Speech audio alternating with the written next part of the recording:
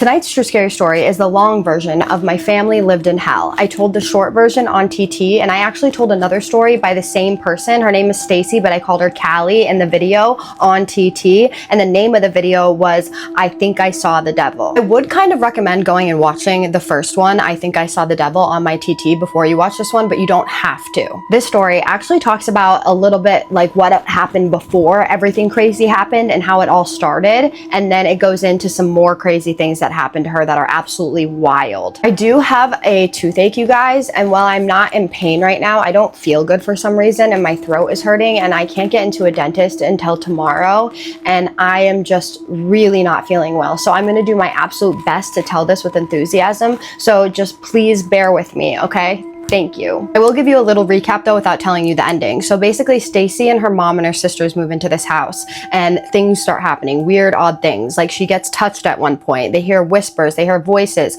She starts seeing this man everywhere and she doesn't explain what the man looks like until the end, but it's terrifying what he looks like.